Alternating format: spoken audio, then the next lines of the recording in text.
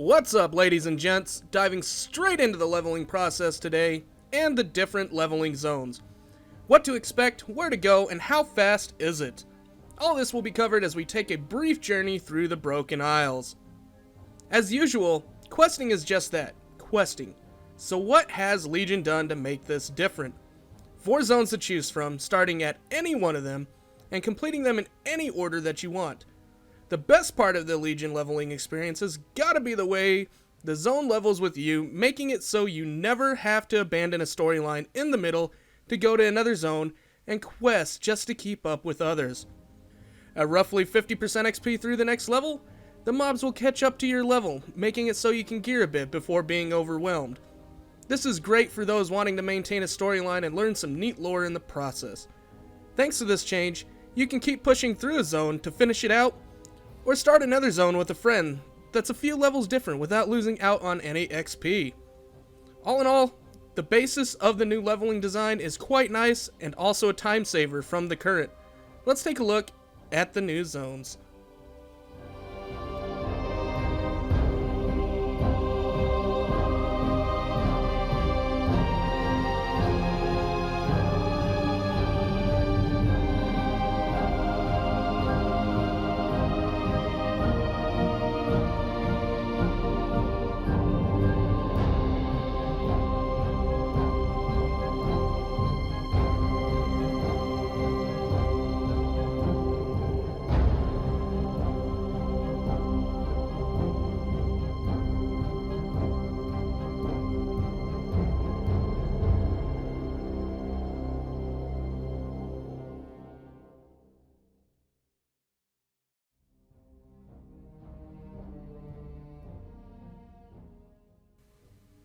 Asuna. Like all the zones, this place is beautiful. Fighting alongside the Blue Dragonflight, learning about the Nightborn, a school of wizardry. So much is observed in this zone. The storyline, with little spoilers, you will travel doing some random quests for demon hunters, salty warlocks, and ancient night elves. With many interesting side quests and blood packs, this zone is top-notch and fairly quick to complete. Towards the end of this area's questline, you will be sent on a mission to the Eye of Ashara to fetch an ancient artifact to help stop a known power that we have met before and meet again in this zone.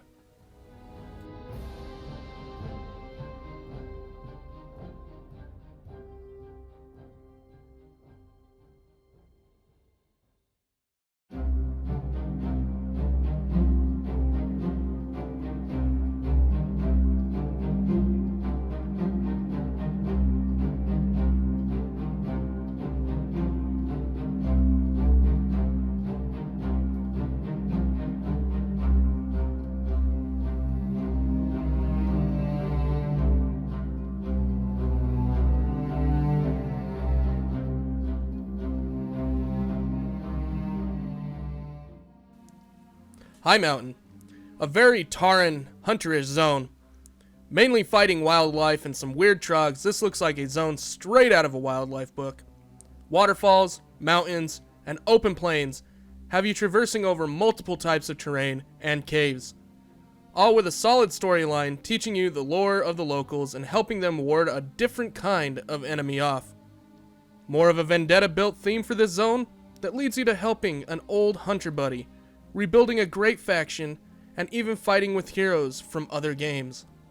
This zone feels like the biggest of all the new questing zones, having you spend a good quality amount of time here, not just questing, but finding all the random chests that frequent the caves around this zone. Once you reach the end of the main story of this zone, you will be sent into Neltharion's lair to finish the questline.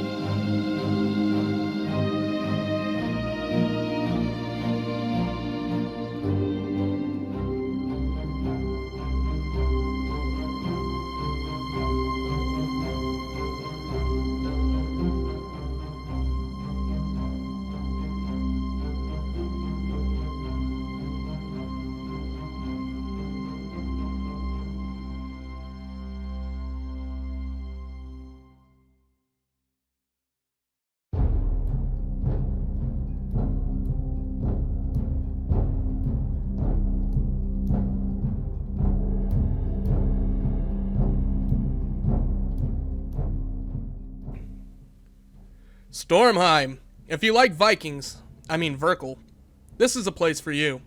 Stormheim is built around the mythical stories of Valhalla and placed strong around the lore of the Verkle and their challenges.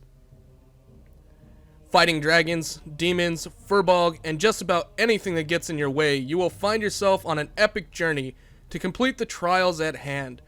One of the best parts about this zone is how much you can explore it. Getting a grappling hook at one of the quest hubs allows you to look for rings in random locations, allowing you to move into locations you normally couldn't get to, being ground bound. Once flying is allowed, this feature will be useless, but currently adds for some extra excitement to the zone. Skipping mobs or just swinging to some off-the-wall treasure chests up a mountainside made this a great feature to the zone. While for the most part you will fight demons and Verkle in this zone, you will eventually come to a point in the main story that will send you to the Halls of Valor, where you will prove you are a champion to claim yet another artifact to use against the Legion.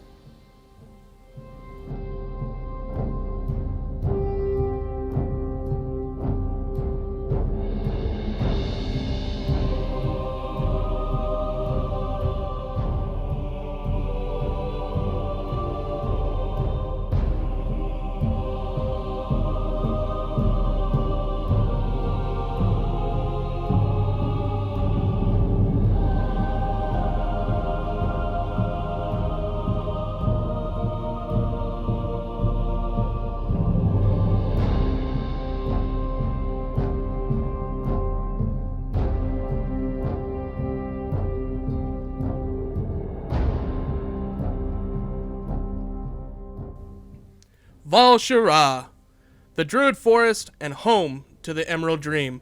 The Emerald Nightmare Raid, Black Rookhold Dungeon, and the Darkheart Thicket Dungeons are based in this zone. This zone consists of many nightmare-afflicted wildlife and plants, furbolg, menacing imps, and harpies. By far one of my favorite zones for both quest layout and just overall graphics. Travel this zone and work alongside some very famous heroes to help find a way to resolve the corruption. A great storyline building up to the core of this expansion comes from this zone with some interesting side quests, all leading you to entering the Darkheart Thicket to help a great hero escape and recover yet another artifact to further your assault on the Legion.